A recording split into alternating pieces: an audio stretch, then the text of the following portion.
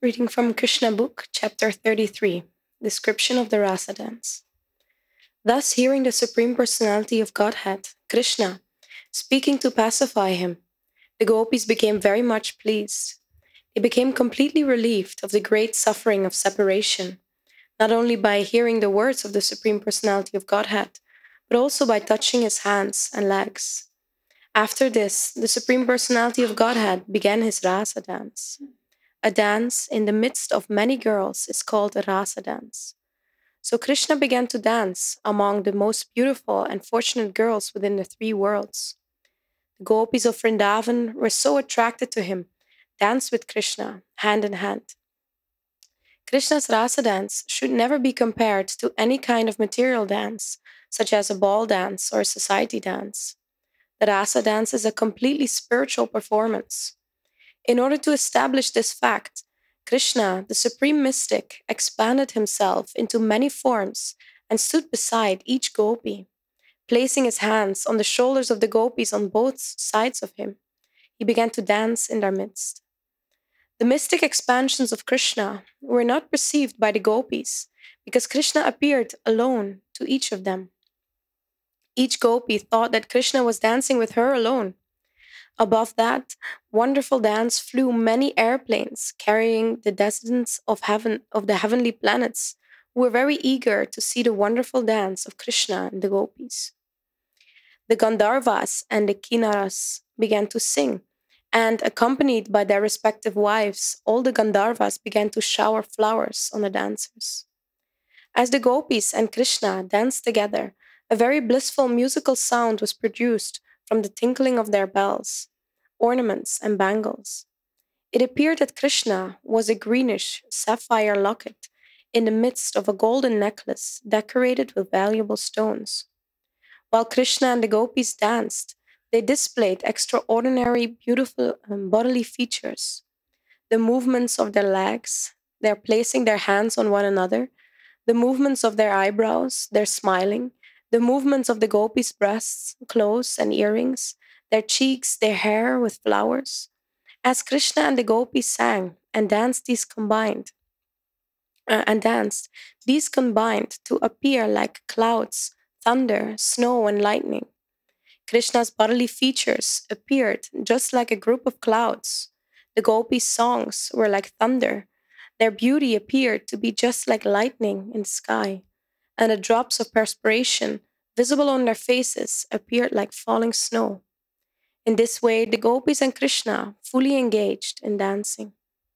The necks of the gopis became tinted with red due to their desire to enjoy Krishna more and more. To satisfy them, Krishna began to clap his hands in time with their singing. Actually, the whole world is full of Krishna's singing, but it is appreciated in different ways by different kinds of living entities. This is confirmed in the Bhagavad-Gita. Ye yata mam prapadyante tams tattaiva bhajami aham. Krishna is dancing, and every living entity is also dancing. But there is a difference between the dancing in the spiritual world and that in the material world. This is expressed by the author of the Chaitanya Charitamrita, who says that the master dancer is Krishna and everyone else is his servant. Everyone is trying to imitate Krishna's dancing. Those who are actually in Krishna consciousness respond rightly to the dancing of Krishna. They do not try to dance independently. But those in the material world try to imitate Krishna as the Supreme Personality of Godhead. The living entities are dancing under the direction of Krishna's Maya and are thinking that they are equal to Krishna. But this is not a fact. In Krishna consciousness, this misconception is absent. For a person in Krishna consciousness knows that Krishna is the Supreme Master and everyone else is his servant. One has to dance to please Krishna, not to imitate or attempt to become equal to the Supreme Personality of Godhead. The gopis wanted to please Krishna, and therefore, as Krishna sang, they responded and encouraged him by saying, "Well done, well done." Sometimes they presented beautiful music for his pleasure, and he responded by praising their singing. When some of the gopis became very tired from dancing and moving their bodies, they placed their hands on the shoulders of Sri Krishna. Then their hair loosened and flowers fell to the ground. When they placed their hands on Krishna's shoulder, they became overwhelmed by the fragrance of his body, which emanated from the lotus, other aromatic flowers, and the pulp of sandalwood.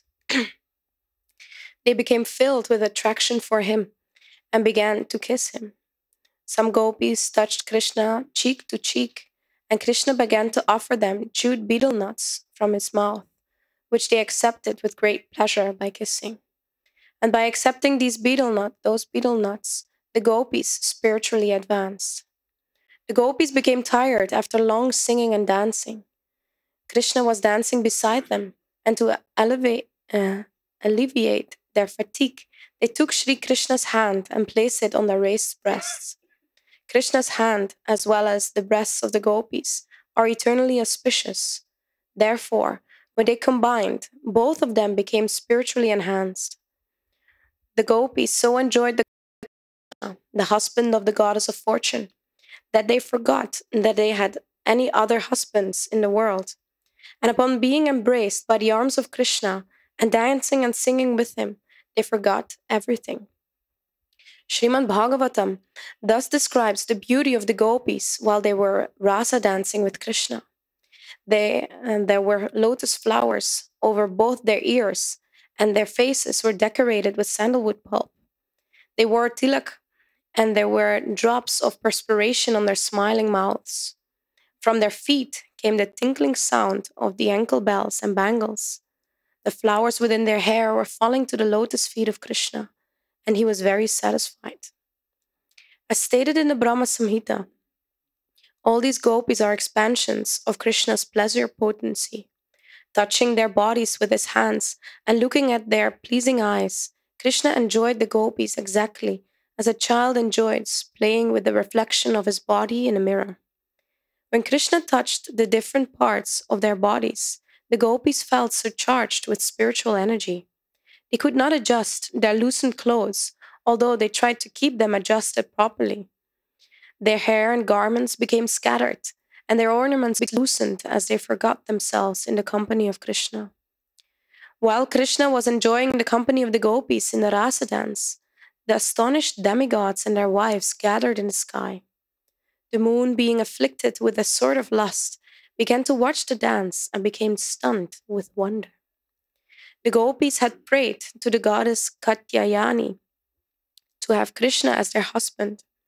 Now Krishna was fulfilling their desire by expanding himself in as many forms as there were gopis, and enjoying them exactly like a husband.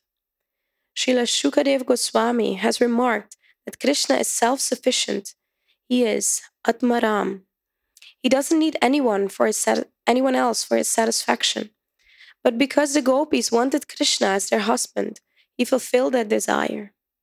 When Krishna saw that the gopis were tired from dancing with him, he immediately began to wipe his hands over their faces so that their fatigue would be relieved. In order to reciprocate the kind hospitality of Krishna, the gopis began to look at him lovingly. They were overjoyed by the auspicious touch of the hand of Krishna. Their smiling cheeks shone with beauty, and they began to sing the glories of Krishna with transcendental pleasure. As pure devotees, the more the gopis enjoyed Krishna's company, the more they became enlightened with his glories, and thus they reciprocated with him. They wanted to satisfy Krishna by glorifying his transcendental pastimes. Krishna is the Supreme Personality of Godhead, the master of all masters, and the gopis wanted to worship him for his unusual exhibition of mercy upon them. The gopis and Krishna entered the water of the Yamuna just to relieve their fatigue from the rasa dance. The lily flower garlands around the necks of the gopis were strewn to pieces due to the gopis embracing the body of Krishna, and the flowers were reddish from being smeared with the kunkuma on their breasts. The bumblebees were humming about in order to get honey from the flowers. Krishna and the gopis entered the water of the Yamuna just as an elephant enters a water tank with his many female companions. Both the gopis and Krishna forgot their real identities. playing in the water, enjoying each other's company, and relieving the fatigue of the Ras dance. The gopis began to splash water on the body of Krishna, all the while smiling, and Krishna enjoyed this. As Krishna was taking pleasure in the joking words and splashing water, the demigods in the heavenly planets showered flowers. The demigods thus praised the super excellent Ras dance of Krishna, the supreme enjoyer, and his pastimes with the gopis in the water of the Yamuna. After this, Lord Krishna and the gopis came out of the water and began to stroll along the bank of the Yamuna, where a nice breeze was blowing, carrying the aroma of different kinds of flowers over the water and land. While strolling on the bank of the Yamuna, Krishna recited various kinds of poetry. He thus enjoyed the company of the gopis in the soothing moonlight of the autumn. Sex desire is especially excited in the autumn season, but the wonderful thing about Krishna's association with the gopis is that there was no question of sex desire. It was, as clearly stated in the Bhagavad-Gita description by Sukadeva Goswami, avarudha saurata. The sex impulse was completely controlled. There is a distinction between Lord Krishna's dancing with the gopis and the ordinary dancing of living entities within the material world. In order to clear up further misconceptions about the Ras dance and the affairs of Krishna and the gopis, Maharaj Parikshit, the hero of Srimad Bhagavatam, told Shukadeva Goswami, Krishna appeared on the earth to establish the regulative principles of religion and to curb the predominance of irreligion. But the behavior of Krishna and the gopis might encourage irreligious principles in the material world. I'm simply surprised that he would act in such a way, enjoying the company of others' wives in the dead of night. This statement of Maharaj Parikshit's was very much appreciated by Shukadeva Goswami.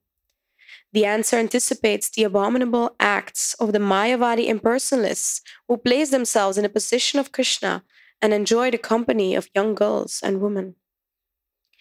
The basic Vedic injunctions never allow a person to enjoy sex with any woman except his own wife. Krishna's appreciation of the gopis appeared to be distinctly in violation of these rules. Maharaj Parikshit understood the total situation from Shukadeva Goswami.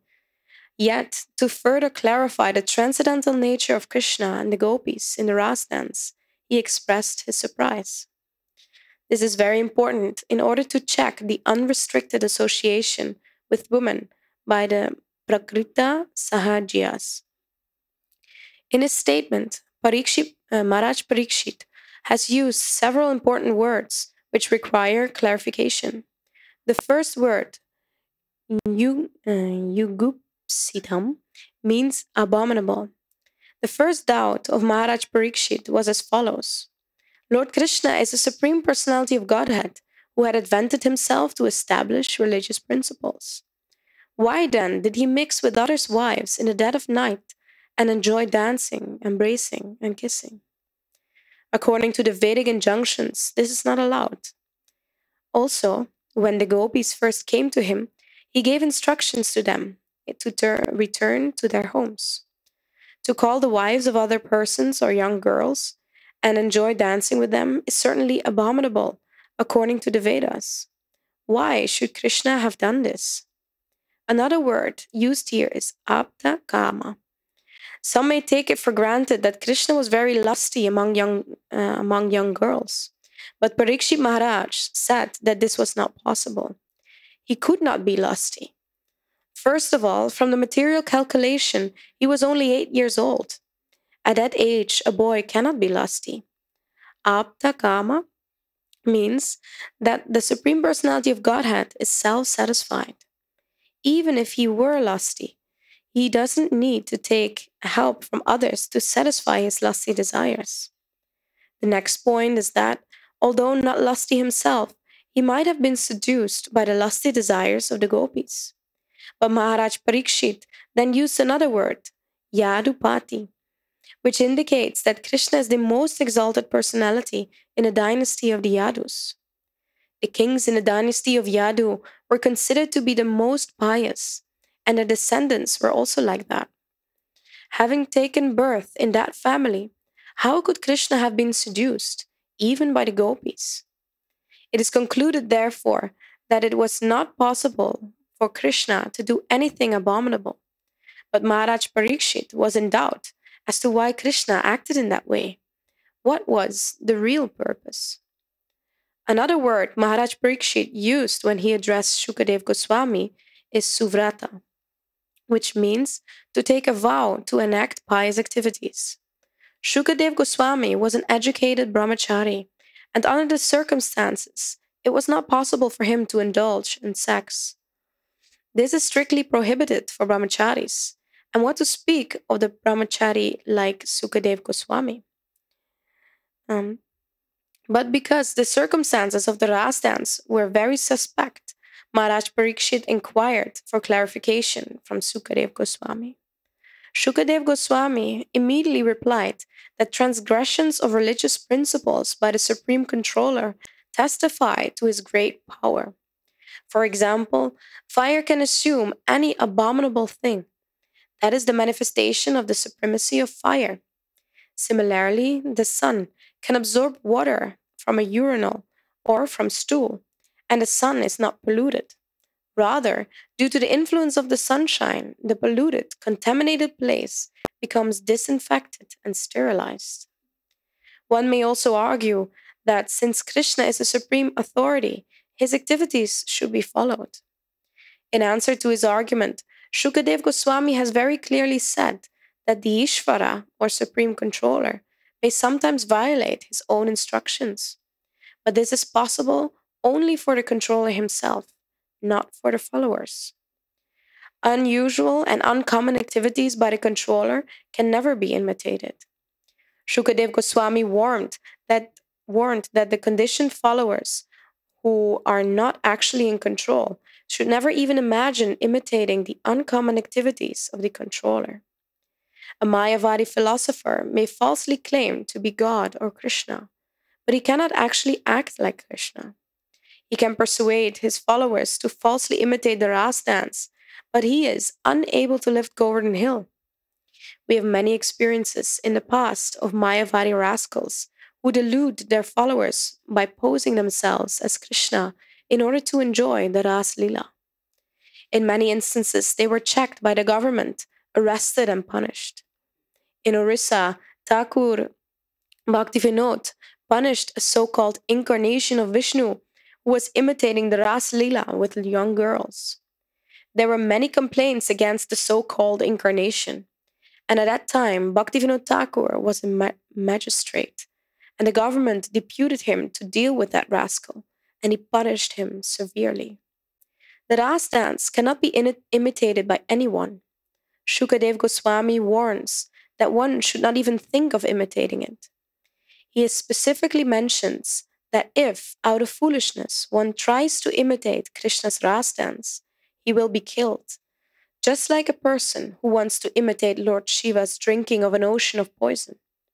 Lord Shiva drank an ocean of poison and kept it within his throat. The poison made his throat turn blue, and therefore Lord Shiva is called Nilakanta.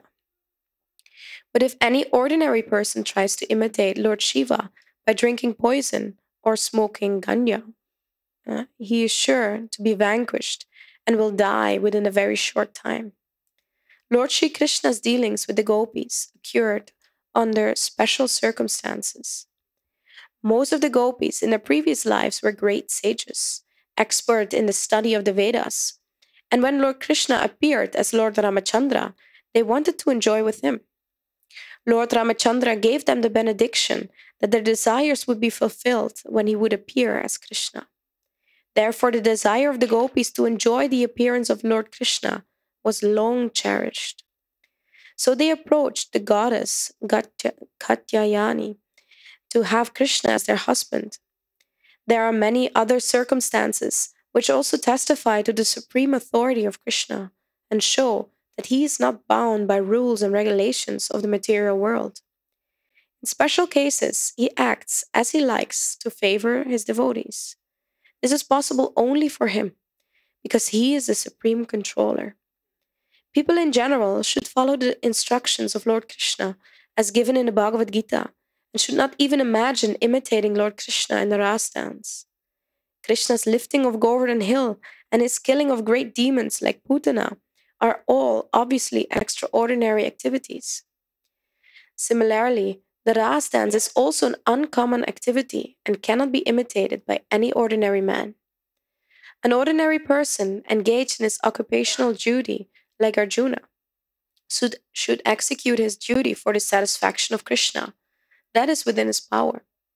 Arjuna was a fighter, and Krishna wanted him to fight for his satisfaction. Arjuna agreed, although at first he was not willing to fight.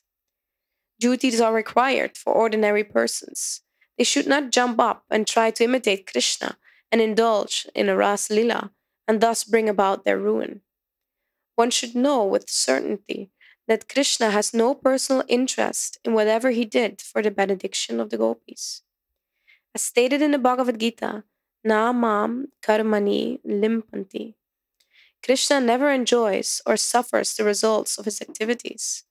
Therefore, it is not possible for him to act irreligiously. He is transcendental to all religious duties and principles. He is untouched by the modes of material nature. He is the supreme controller of all living entities, whether in human society, in demigod society, in the heavenly planets, or in the lower forms of life. And he is also the supreme controller of material nature.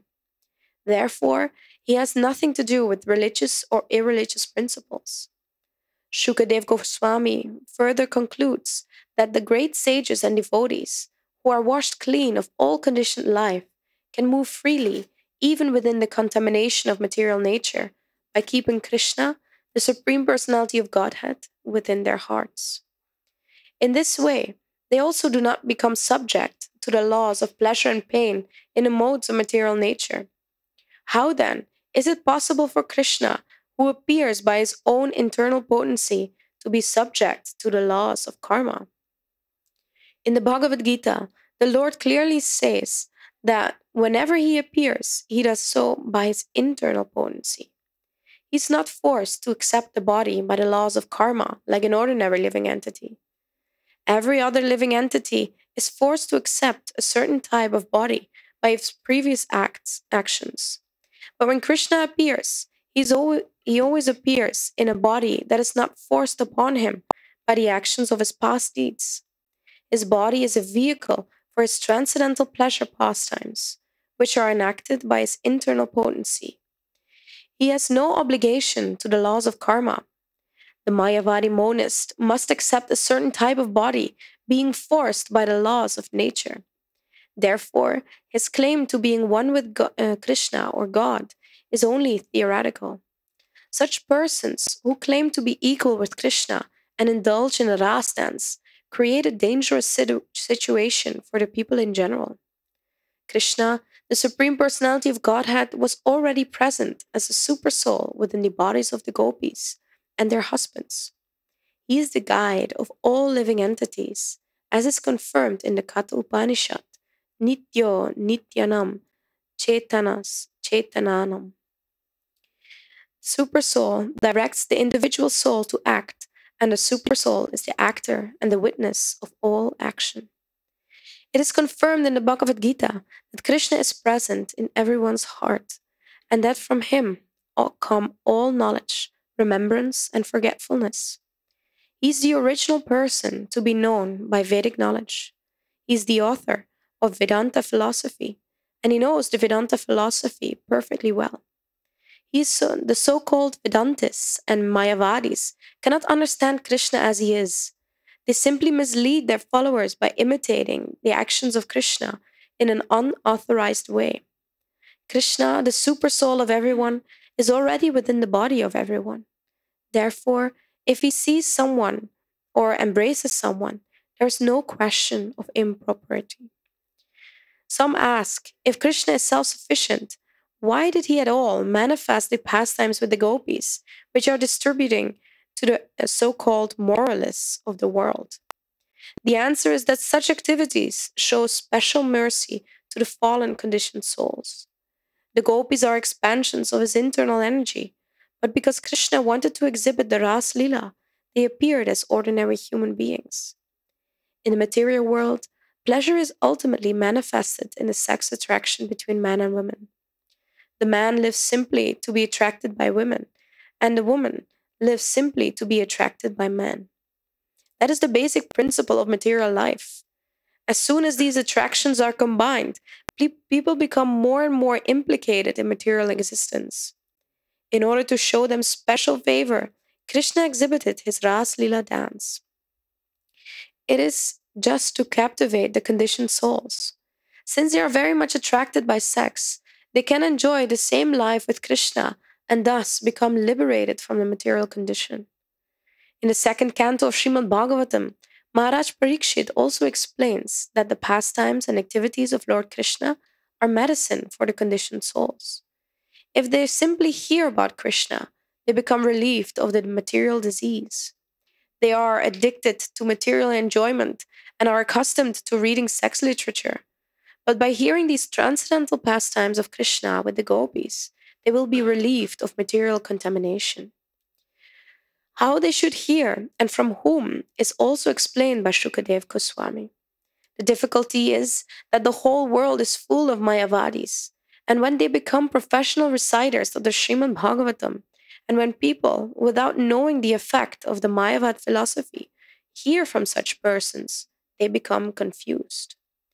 Discussion of the Ras Leela among people in general is discouraged because they are affected by the Mayavad philosophy. But if one who is advanced explains and people hear from him, certainly the hearers will be gradually elevated to the position of Krishna consciousness and liberated from materially contaminated life. Another important point is that none of the gopis who danced with Krishna were in their material bodies.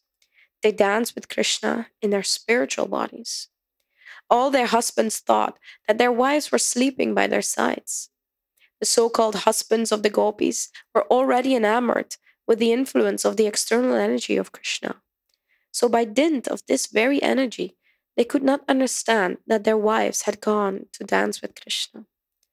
What then is the basis of accusing Krishna of dancing with others' wives?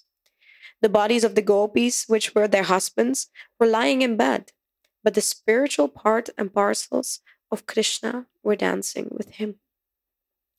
Krishna is the Supreme Person, the whole Spirit, and he danced with the spiritual bodies of the gopis. There is therefore no reason to accuse Krishna in any way. After the Ras dance was over, the night of Brahma, a very, very long period, as mentioned in the Bhagavad-Gita, turned into the Brahma Muhurta. The Brahma Muhurta takes place about 1.5 hours before sunrise. It is recommended that one should rise from bed at that time, and after finishing daily ablutions, take to spiritual activities by performing Mangala Arati and chanting the Hare Krishna Mahamantra. This period is very convenient for the execution of spiritual activities. When that auspicious moment arrived, Krishna asked the gopis to leave. Although his beloveds were not willing to quit his company, they were very obedient to him. As soon as Krishna asked them to go home, they immediately left and returned home. Shukadev Goswami concludes this episode of the Ras Leela by pointing out that if a person hears from the right source about the pastimes of Krishna, who is Vishnu himself, and the gopis, who are expansions of his energy, then he will be relieved of the most dangerous type of disease, namely lust. In other words, one who actually hears the Ras Leela will become completely freed from the lusty desire of sex life and elevated to the highest level of spiritual understanding. Generally, because they hear the Ras Leela from Mayavadis, and they themselves are Mayavadis, people become more and more implicated in sex life. The conditioned soul should hear the Ras Leela dance, from an authorized spiritual master and be trained by him so he can understand the whole situation. Thus, one can be elevated to the highest standard of spiritual life. Otherwise, one will be implicated. Material lust is a kind of heart disease, and to cure this material heart disease of the conditioned soul, it is recommended that one should hear, but not from the impersonalist rascals. If one hears from the right sources with right understanding, then his situation will be different. Shukadev Goswami has used the word Shradhana Vita for one who is trained in spiritual life. Shraddha, or faith, is the beginning. One who has developed his faith in Krishna as the Supreme Personality of Godhead, the Supreme Spirit Soul, can both describe and hear the Ras Lila. Oh.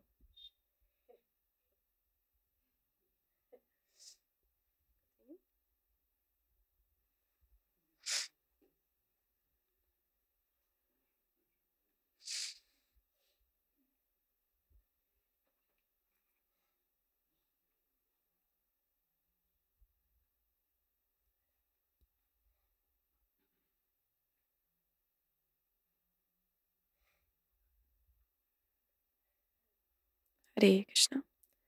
Hare Bol. Sukadev Goswami also uses the word Anushrinuyat. One must hear from the disciplic succession. Anu means following, and Anu also means always. So one must always follow the disciplic succession and not hear from any stray professional reciter, whether a Mayavadi or an ordinary man. Anu Shri Nuyat means that one must hear from an authorized person who is in the disciplic succession and is always engaged in Krishna consciousness. When a person hears the Ras Lila in this way, the effect will be sure. He will be elevated to the highest position of spiritual life. Shukadev Goswami uses two specific words, Bhaktim and Param. Bhaktim Param means execution of devotional service above the neophyte stage. Those who are simply attracted to temple worship, who do not know the philosophy of bhakti, are in the neophyte stage. That sort of bhakti is not the perfectional stage. The perfectional stage of bhakti, or devotional service, is completely free from material contamination. The most dangerous aspect of contamination is lust, or sex life. Bhaktim Param, devotional service, is so potent that the more one advances in this line, the more he loses his attraction for material life. One is actually deriving benefit from hearing the Ras Lila dance, surely achieves the transcendental position. He surely loses all traces of lust in his heart. Srila Vishwanath Chakravarti Thakur points out that according to the Bhagavad-Gita, Brahma's day and Brahma's night are periods of solar years expanding to 4,300,000 multiplied by 1,000. According to Vishwanath Chakravarti Thakur, the Ras dance was performed during the long period of Brahma's night. But the gopis could not understand that. In order to fulfill that desire, Krishna extended the night to cover such a great period of time. One may ask how this was possible, and Vishwanath Chakravarti Thakur reminds that Krishna, although bound by a small rope, could show his mother the whole universe within his mouth. How was this possible? The answer is that he can do anything for the pleasure of his devotees. Similarly, because the gopis wanted to enjoy Krishna, they were given the opportunity to associate with him for a long period. This was done according to his promise. When Krishna stole the garments of the gopis while they were taking a bath at Chiraghat on the Yamuna, he promised to fulfill that desire in some future night. In one night, therefore, they enjoyed the company of Krishna as their beloved husband, but that night was not an ordinary night. It was a night of Brahma, lasting millions and millions of years. Everything is possible for Krishna, for he is the supreme controller. Thus ends the Bhaktivedanta purport of the 33rd chapter of Krishna, description of the Ras dance.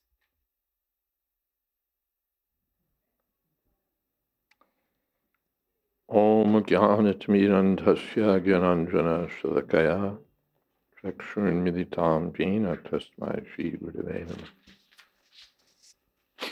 Shri Chaitanya Manobhistam Sthapitam Jena Bhutale Swayam Rupa Kada Mayam Dadhati Shapadantikam Vandehang Shri Guru Shri Jatapadakamalam Shri Gurun Vaishnavamscha Shri Rupam Sagrasatam Sahagana Raghunathan Vitam Tam Sajivam Sadvaitam Savatutam Parijana Sahitam Krishna Chaitanya Devam Shri Radha Krishna Padan Sahagana Lavita Sri Vishakhan Vitamscha He Krishna Karuna Sindho Dina Bandho Jagatpate Gopesha Gopika Kanta Radha Kanta Namostate Tapta Kamshana Gaurangi Radhe Vrindavaneshwari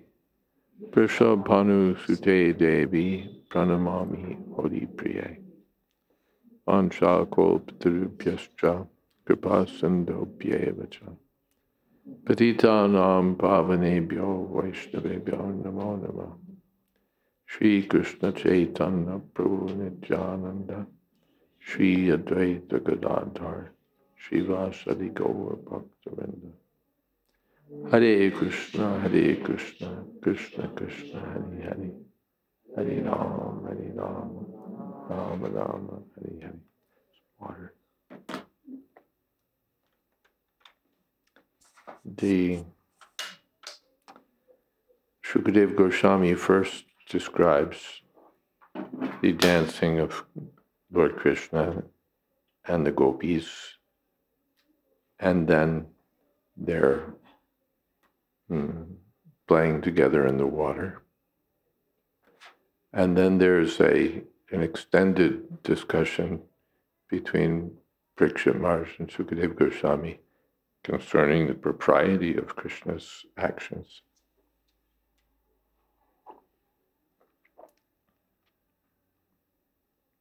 Because these activities appear like the activities of the material world. And the conditioned souls may misunderstand Krishna and think that these things are something like the activities we have here. And it's described here that they'll act like a medicine to cure the disease of the heart infected by lust, but the medicine has to be administered properly. If we hear from the ordinary people, or from Mayavadis or Sahajas, then the disease can get worse. But when we hear from pure devotees, then we can arrive at a purified understanding. So the Parikshit Maharaj raises this question concerning the propriety of Krishna's dealings with the gopis. And Sukadeva Goswami appreciates the question and answers at some length. And there's so many arguments given, and Srila Prabhupada expands them or presents them in a little expanded, because it's so important that the reader understand these things properly and not misunderstand.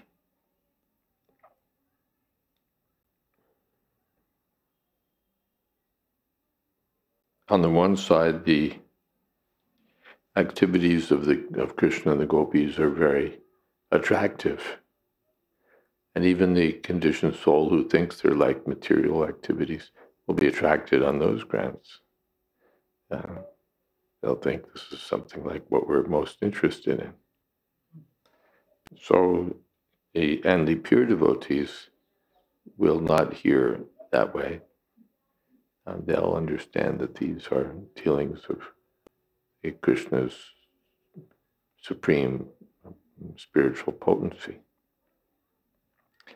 but particularly for the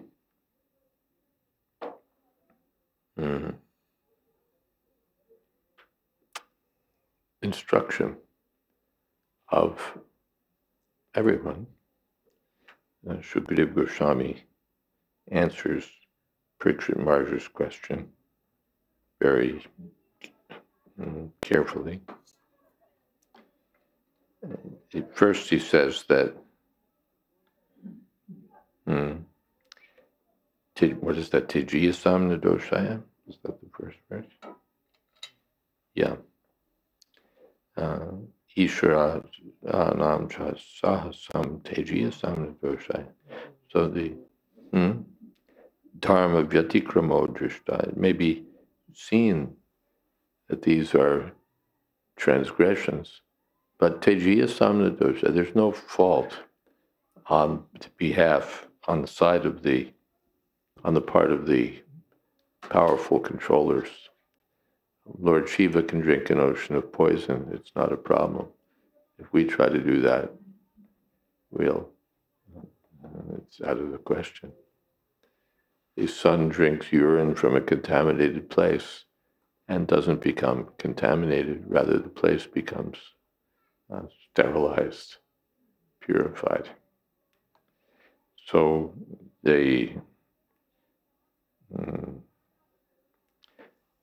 or fire, whatever you supply to it, is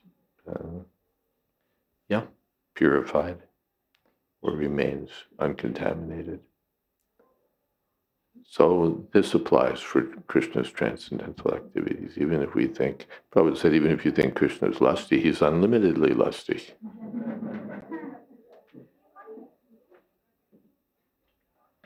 So this is Krishna.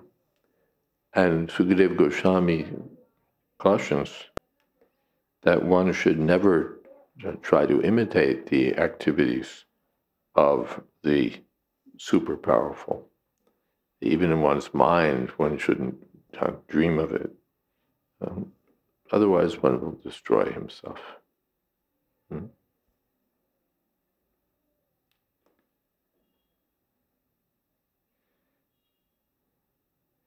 The statements of the Lord and the devotees have to be given priority in our actions. And the Lord's exemplary activities should be followed, but not the activities impossible for us or beyond our station, as they say, beyond our place. So one should carry out the instructions of the supreme controllers and not try to imitate them.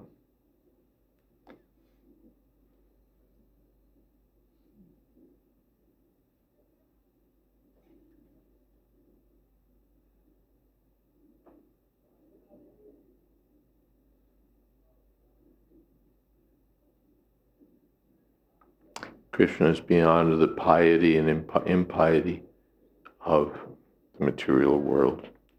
He's free from false ego. What is that? Namam karmani limpanti, name karma pale spriha. He's not interested in any material achievement. And there's no material work or material action that can affect him. Itimam yo bijanati karmabhirna sabhajate. Even those who know this about Krishna are freed from the reactions of material activities. Then what to speak of the Lord himself?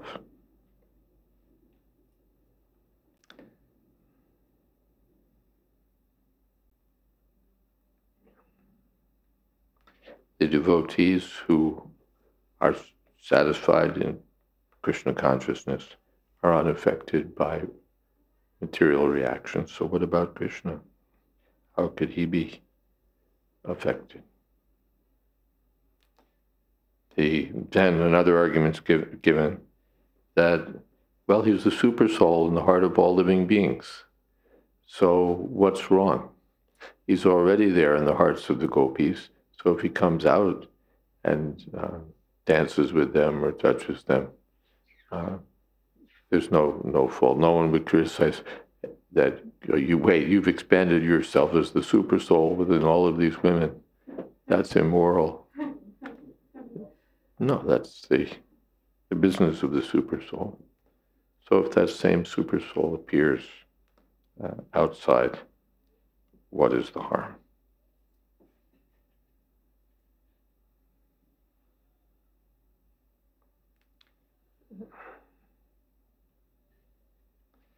Krishna, then someone might ask, why does Krishna even show these activities?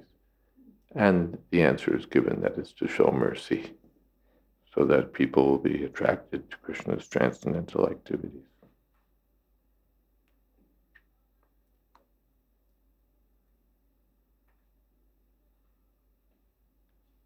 And finally, Shukadeva Goswami gives his benediction. Vikriditam prajapatu biritam travishnu shraddhanvito nishinuyad tavarniyedya bhaktim param bhagavati pratilabhyakam vidrogamashva pahinotya tirena tira. Anyone who hears these activities of Krishna and the gopis, Krishna, the original Vishnu, Shraddhanvita, faithfully, and Anushinuyat, from pure devotees, or who describes them, Pratilabhya Bhaktim Param Bhagavati, he obtains a blessing of pure devotional service to the Lord, and kamam pridrogam ashu apahinoti achirena dira. Thus he quickly becomes sober and conquers lust, the disease of the heart.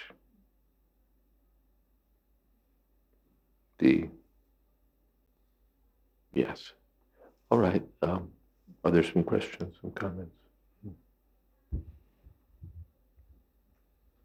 Hare Krishna Maharaj, I'm a little bit confused by the purport when it says, or Prabhupada's words when it says that that the gopis, their physical bodies were with the husband and their spiritual forms were dancing with Krishna. It sounds like that they would have like us. It sounds like they would then have like us, a material body with a soul. They have spiritual bodies, and then Krishna, or the Yogamaya, creates some, what would you say, show bodies.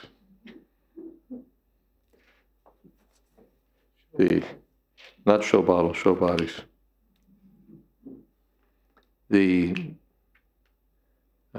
Just so the husbands would think, yes, our wives are still here, everything's standard. Everyone's real body is spiritual. So they had spiritual bodies, but just for show, Maya or Yogamaya exhibits these material bodies.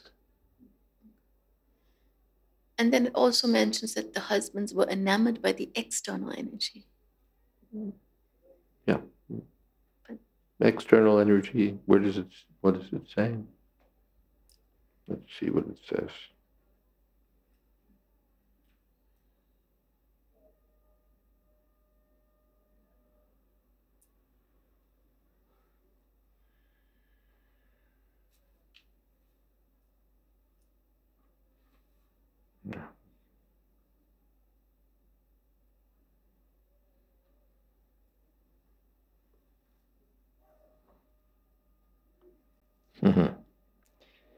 Here in the word for word meanings says Maya, by the spiritual potency of illusion.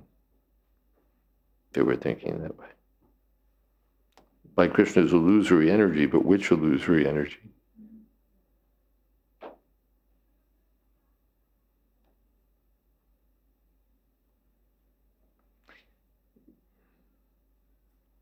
Yeah. Just in the purport to the same verse, Vishwanath Chakravarti Thakur quotes a verse from Rupa Goswami saying that the husbands of the gopis were together with doubles manufactured by Maya.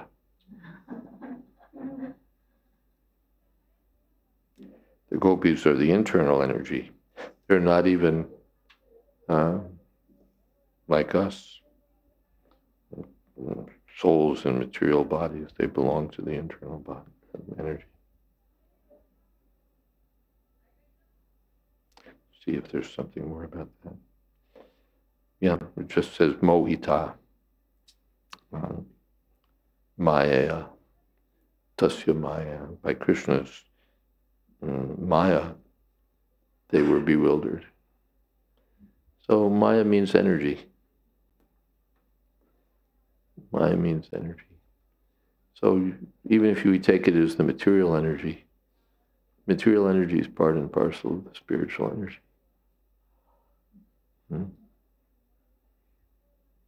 And if I can ask one more question. We know that by hearing the Shastra, we're purified, and the modes of nature are purified, and that's how our heart becomes purified. What is it about the pastimes of the gopis that specifically purifies us from lust, when it seems like from a logical perspective, it could incite lust? Seems? From a logical perspective. That it would work the other way. Prabhupada gave, I'll work backwards. Prabhupada had given some advice that if we feel some lusty impulse, we can remember Krishna's pastimes with the gopis, and that will help us. That will help us conquer those material feelings. And one devotee, Rupanuga Prabhu, we were mentioning him yesterday, wrote to Srila Prabhupada and said, is there a similar hint regarding anger? And Prabhupada said, yes, when you're angry, you can think of Lord Nrsingadev. He said, you're only a little angry, he's unlimitedly angry. In first canto, Narad Muni says, isn't it true that the same thing that causes a disease can be applied therapeutically to cure the disease? Just like we drink too many, have too many milk sweets and too many milk products, and we get stomach problems. So then the cure for that is yogurt. The Ayurvedic doctors mix it with a little stuff, but basically it's the yogurt, Prabhupada said, that does the work. So it's the same thing. Yogurt is just milk, but it's administered therapeutically and cures the disease. So in the same way, like if we say to someone, don't think of lusty activities. No, it's mine. I want to think of lusty activities. I can't help thinking of lusty activities. All right, think of lusty activities, but these lusty activities. Otherwise, we say, don't think of, and immediately I think of. Don't think of a white rabbit, and immediately you think of one. So don't think of lusty activities. The Mayavadis, get rid of all desires, make your heart, make your mind free from all thoughts, all clinging, all desire. Very hard to do. But if you tell the mind says, I'm not going to do this, I'm going to keep bringing in stuff that I've got stored up. But if you tell the mind, all right, you want to think of lusty activities, think of these lusty activities. And then by hearing of these activities, because it's Krishna, one becomes purified. Just like so many demons, they're killed by Krishna, they attain liberation. Because it's Krishna.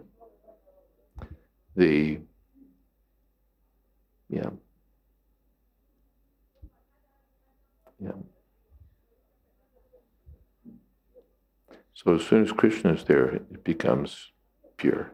Pavitram paramam pavan. But Marge, if we're telling someone with lustful inclinations, if we're then telling someone with lustful inclinations to then, read the pastimes, these pastimes of Krishna, isn't it a route to sahajism? Like that can be also. Therefore, they have to read it under proper direction as it's presented here. It's like half narrative and half cautions. The directions are longer than the pastime, practically. So therefore, it has to be handled carefully. It's not for common discussion. Chaitanya Mahaprabhu didn't talk about these things with ordinary people.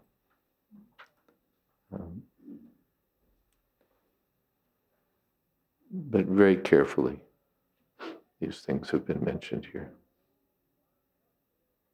Generally, when we discuss, we see that these things are originally there in the spiritual world, but we don't go into much detail. We don't go into much detail. So here, there's a little more discussion.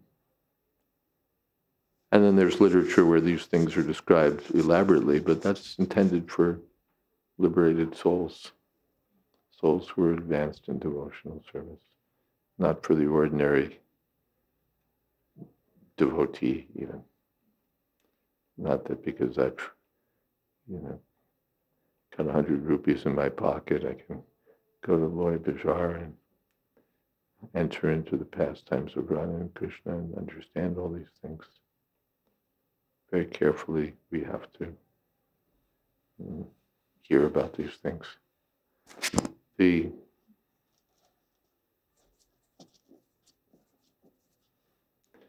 In that, I mentioned the other day a book by Srila B.R. Sridhar Maharaj, where he talks about keeping these things on the higher level. In one place he was saying, did I lose my thought?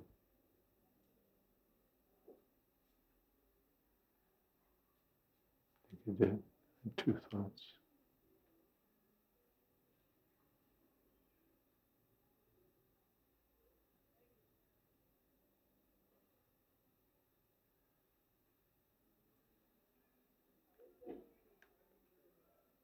Yeah, now I've got them back.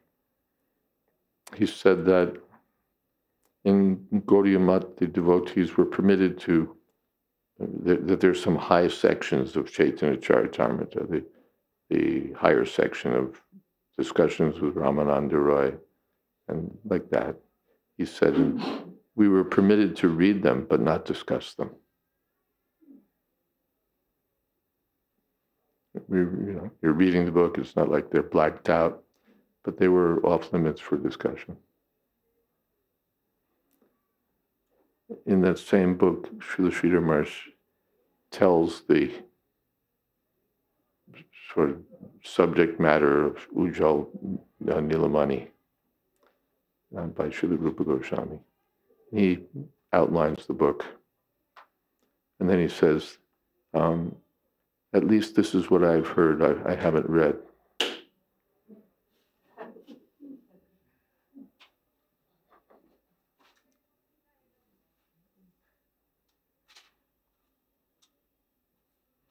I'm such an advanced Vaishnava, and we'll go to Loy Bazaar and we'll pick up these things and we'll discuss and we'll be on the fast track to Gopi Bhav. But he said, at least this is what I've heard, I haven't read.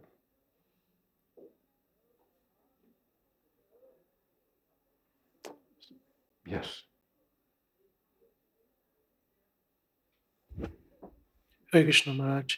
Maharaj, it says that when we got second initiation, then we've been ordered by our spiritual master that we have to chant 3 times. But it's a saying among the devotees that we can also chant more than 3, and some says no, we should stick to 3. So just want to know your advice on that. What's the Shastra says on this? And Gayatri? Tree Sandhya. 3 sandhyas. And if you're offering to the deity or for some purpose like that, Prabhupada never advised us to chant more often. I don't know about any particular injunctions, but Prabhupada never recommended, like Gayatri meditation or something like that. Tree Sandhya, that's all. Yeah, thank you. And Kirtan. Hare Krishna Maharaj. In regards to what Srila Prabhupada mentions, that the husbands of the gopis were standing next to them, and like they never left their company, basically. Isn't it this similar to the advice that Lord Chaitanya gave, if I remember well, to either Rupa Sanatana Goswami when they were working under the Nawab, when they said, he gave the analogy of the wife at home, how she should conduct herself if she has a paramour. Raghunath Goswami, I think. Was it? Who was it? Raghunath Goswami, sorry. It seems like similar, like saying, you have to keep your devotion like an internal thing. You should not be showing it. Well, that's also there, that one is advised not to wear one's confidential, wear one's ecstatic devotional service on one's sleeve.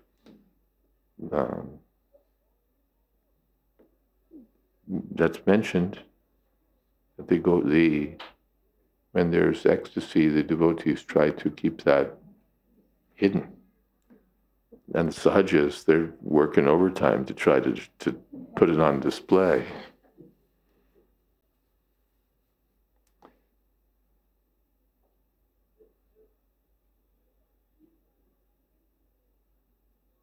Yeah. And also wanted to make another point.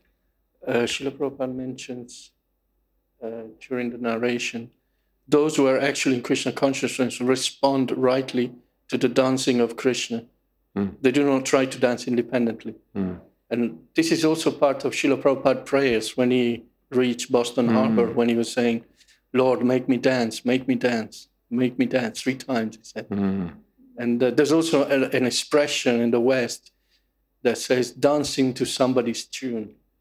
Means that you're supposed to be doing what that person would like you to do. So these things are seem to be all interlinked in a way. Yeah. Nice. Thank you. Very nice.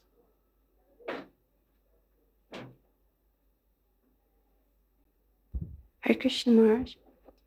I'm just wondering, I'm not sure if it's a good question, but I'm just wondering how the demigods were allowed to watch the Rasa Leela. And special privileges.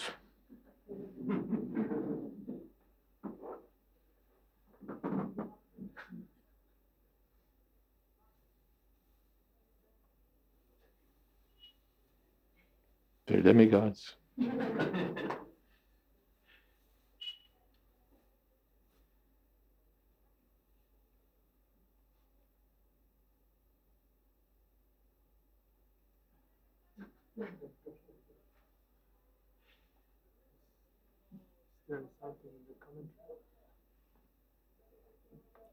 Let's see.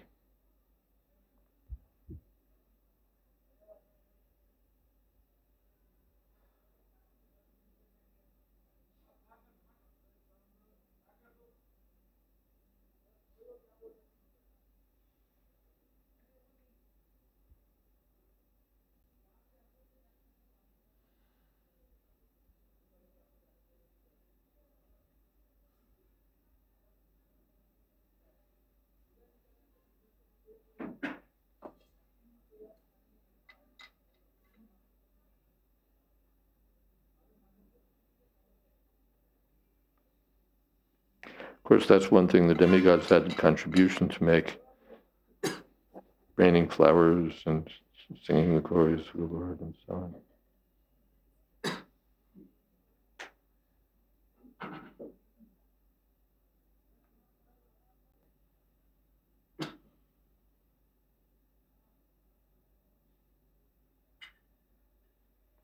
That doesn't say. Okay. Yes. Hare Krishna. Maharaj, is it that the sages who performed the penances in the previous lives, so they had some material lusty desires, so that just to remove those desires, Krishna performed the pastimes to like purify them? That's No, it's not mentioned, not that I saw here, but they had a spiritual desire to associate with Lord Ramchandra in conjugal love. But Lord Ramchandra, I'm Ekapatni Vrata, I only have one wife. I don't do these things, so I can't accommodate you. But in the future, I'll appear as Krishna, and then you'll have your desire fulfilled. So that happened. Okay. one more question, Maharaj. That is this the purpose of the Ras Leela? Is it just to remove the lusty desires No, from purpose us? also is he wants to reciprocate with his devotees. So one benefit for us is that we become purified. But these are the eternal exchanges of Krishna with his internal energies. So Krishna has his own purpose apart from curing us. These are his eternal activities with his devotees in devotional service.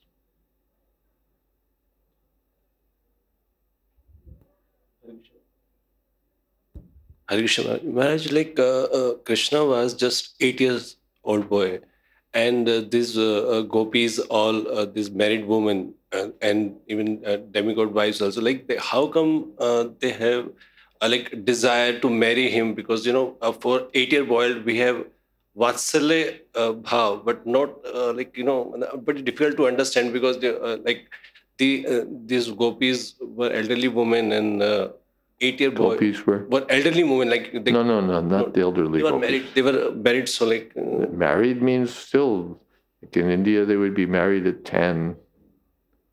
okay. Not that they're like 30-year-old women who are...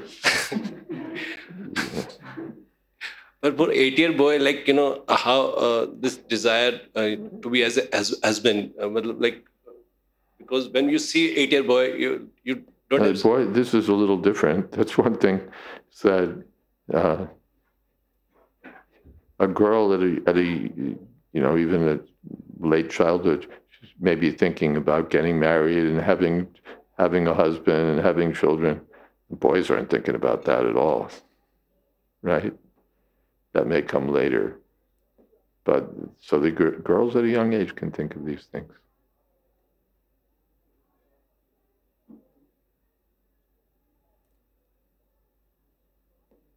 Maharaj, I just wanted to ask why you did not read Ujjwal Neelmani.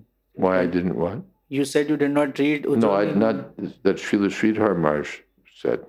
Oh. Srila Prabhupada's godbrother, Srila B.R. Sridhar Maharaj. He said, he gave the outline of the book, and then he said, at least that's what I've heard. I haven't read it. Is it? Should we read it? Is it recommended? Is it recommended we should read it? Well, what's the purport of my having told that? It's not a prohibition and it's not a recommendation. It's something to think about. That here's an exceedingly advanced Vaishnava. He's saying, I haven't read it. And what are we?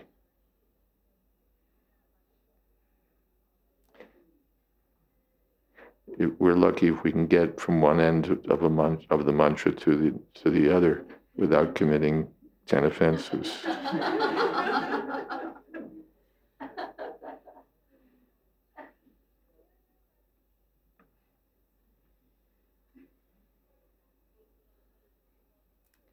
So one might think about that.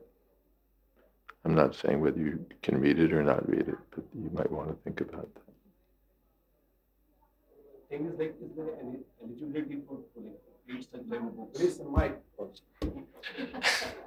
Is there any eligibility to read such type of books? Because Ujjwal is very... Yeah, these things should be read by those who are advanced in devotional service, not by the ordinary neophyte devotee. For us, there's Bhagavad-Gita, there's Nectar of Instruction, Nectar of Devotion, Srimad Bhagavatam. These things may be there, but we shouldn't be... Prabhupada didn't encourage us to be so very eager to go out there and find the most russic literature and dive in. Like Prabhupada gave the example of medicine. Not that you go into the drugstore and say, what's the most powerful medicine you've got? You take what's prescribed by the doctor. As well, I remember, I don't exactly, Prabhupada in one statement was saying, when living in Vrindavan, especially, one should read Goswami's book. Yeah. So Goswami's book. Bhakti-yoga Sindhu, first start, Upadeshamrita.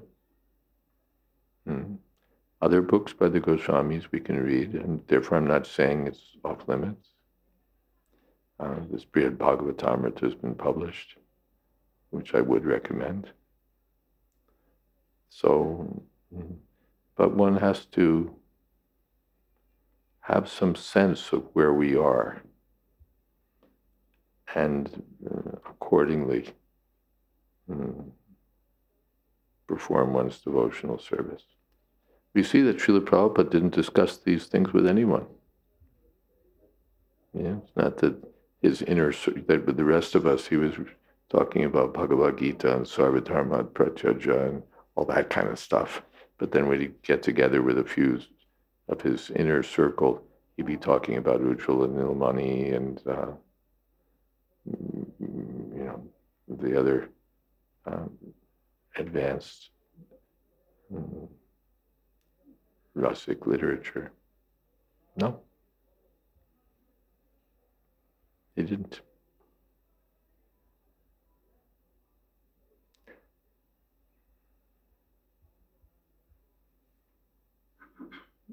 To say nothing of, public discussion. Even privately, he didn't select out some, and he had, some quite advanced disciples. And still, he didn't call them from wherever and say, tired of, it's good that I'm able to talk about Bhagavad-Gita and Srimad Bhagavatam, but I need a few men that I can discuss real Krishna Katha with, or, advanced Krishna Katha with. So please come and stay with me. Now I'm leaving this world, or I'm not leaving this world, but whatever, please come. Let us talk. No. Didn't do it.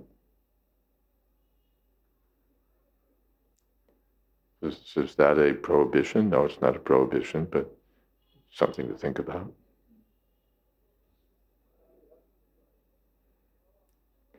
Went to Radha Damodar temple, announced that in Kartik we'll read from Nectar of Devotion. Where does he read from? The very beginning.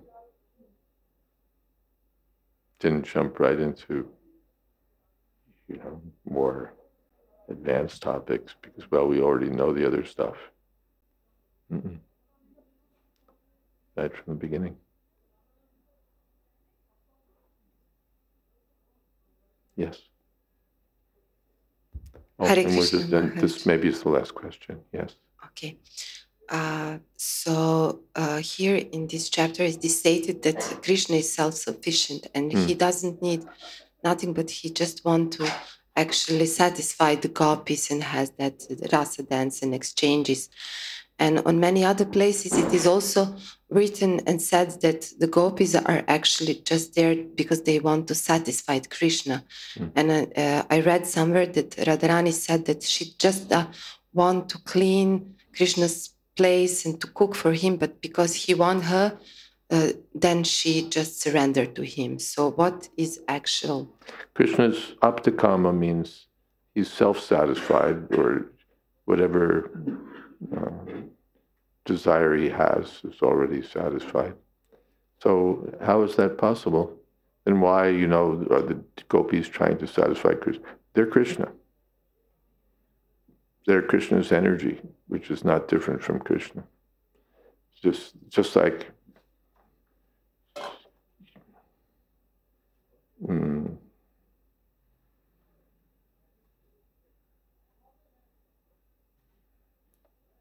Narayan Rishi.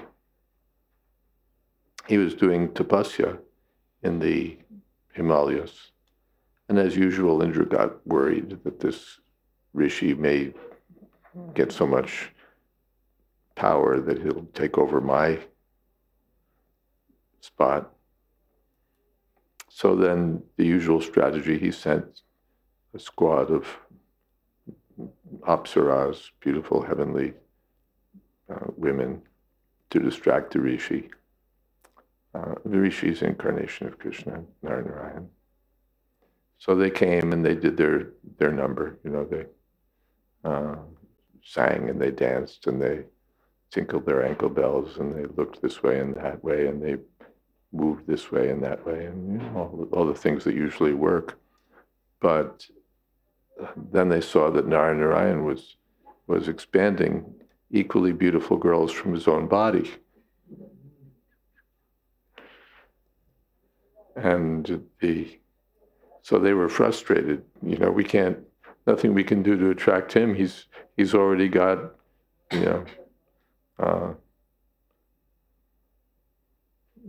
better products already in stock.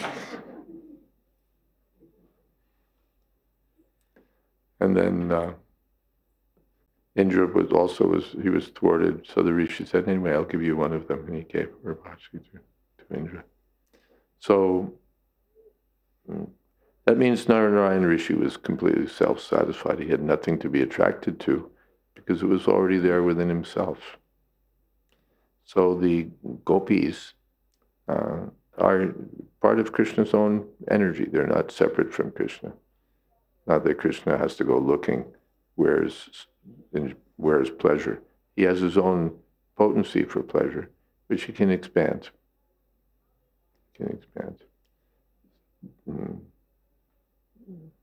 Therefore, someplace in these descriptions we read that Krishna's playing with the gopis is like a person touching his own reflection in the mirror, because they're Krishna's own energy. So in that way, you're just like a man who has no money. You can give him money, and it's like, wow, it's a big deal. And you can buy him. How much will you do this for me? Well, how much will you give me? I'll give you this much. Sure. Because he has no money, and you supply it. So you're okay, I'm yours. But a millionaire, he doesn't care about your money. If I want to get an appointment, I say, well, I'll pay $10,000 for an appointment. You can keep your $10,000. What am I going to do with it? So Krishna is self-satisfied. He has everything within himself. Is that okay? Shall we have kirtan?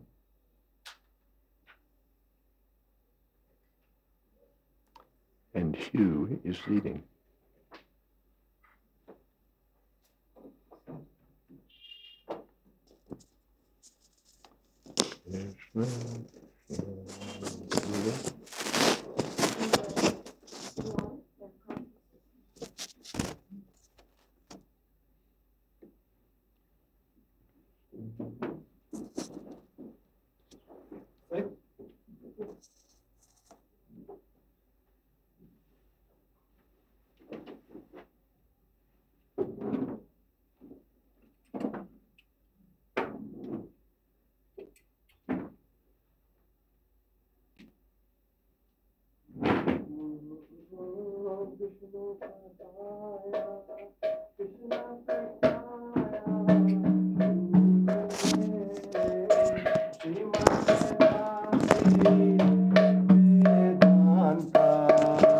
Swamin iti namine namaho.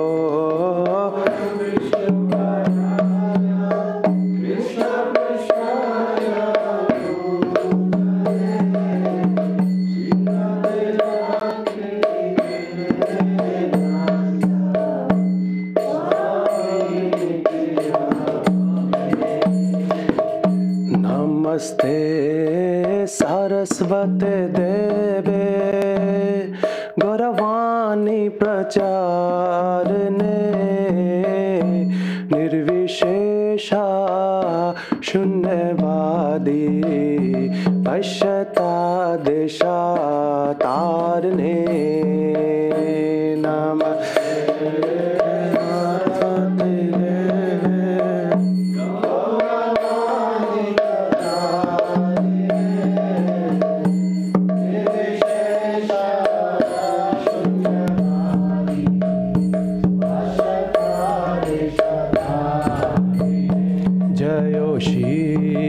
Krishna Chaitanya Prabhu Nityananda Shri Advaita Gadadhar Shivasadi Gaur Bhakta Vrinda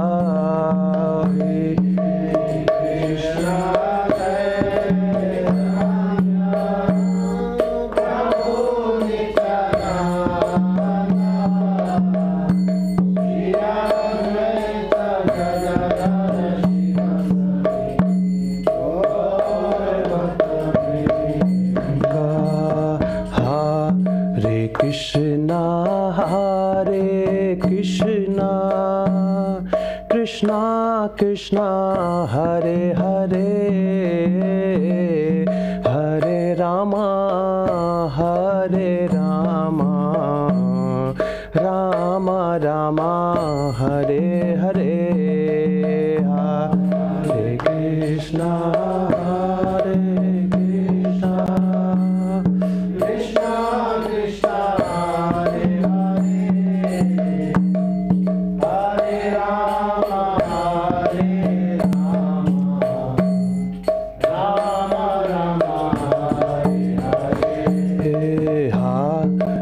Krishna Hare Krishna Krishna Krishna Hare Hare Hare Rama Hare Rama Rama Rama Hare Hare Hare Krishna Hare Krishna Krishna Krishna Hare Hare Hare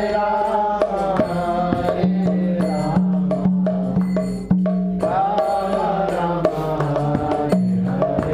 Hare Hare Krishna Hare Krishna Krishna Krishna Hare Hare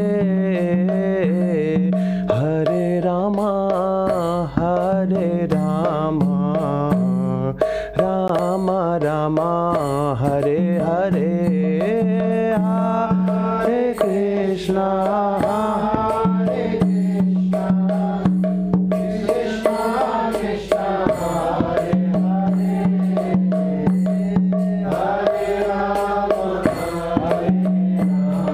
Rama Hare Hare Krishna Hare Krishna Krishna Krishna Hare Hare Hare Rama Hare Rama Rama Rama Hare Hare Hare Krishna Hare Krishna Krishna Krishna Hare Hare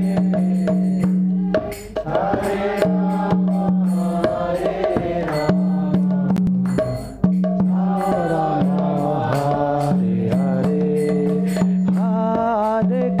Krishna, Hare Krishna, Krishna Krishna, Hare Hare, Hare Rama, Hare Rama, Rama Rama, Hare Hare, Hare Krishna, Hare Krishna, Krishna Krishna, Hare Hare, Hare Rama, Hare Rama, Rama Rama, Hare Hare, Hare Krishna, Hare Krishna, Krishna Krishna, Hare Hare, Hare Rama, Hare Rama, Rama Rama, Hare Hare, Hare Krishna, Hare Krishna, Krishna Krishna, Hare Hare, Hare Rama, Hare Rama, Rama Rama, Hare Hare, Hare Krishna, Hare Krishna, Krishna Krishna, Hare Hare, Hare Rama, Hare Rama, Rama Rama, Hare Hare, Hare Krishna, Hare Krishna, Krishna Krishna, Hare Hare, Hare Hare Rama, Hare Rama,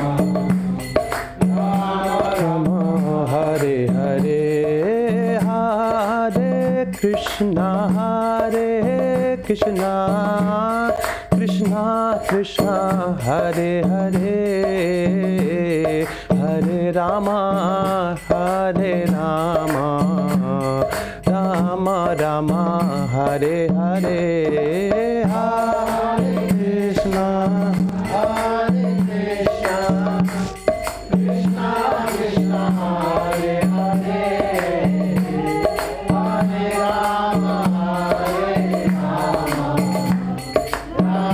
Rama, Hare Hare. Abrupt ending. Paramhansa Parivrajacharya Stotra Srimad A.C. Bhakti Vedanta Swami Maharaj Prabhupada Ki Jai, Ananta Koti Vaishnavrinda Ki Jai, Namacharya Srila Haridas Thakur Ki Jai, Prem Sakaho Shri Krishna Chaitanya, Prabhu Nityananda Shri Advaita Gadadhar Srivasadi, Gaur Bhakta Vrinda Ki Jai, Sri Sri Radha Krishna Gop Gopinath, Sham Kund Radha Kund Giri Govardhan Ki Jai, Vrindavan Dham Ki Jai, Navadip Dham Ki Jai, Jagannath Puri Ki Jai, Ganga Mai Ki Jai, Jamana Mai Ki Jai, Tulsi Devi Ki Jai, Bhakti Devi Ki Jai, Samaveta Bhakta Vrinda Ki Jai. All glories to the assembled devotees. All glories to the assembled devotees. All glories to the assembled devotees. Gaur Premanande.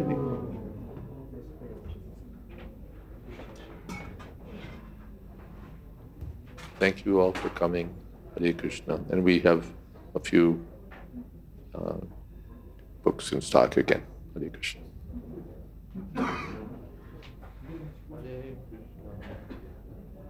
Hare Krishna.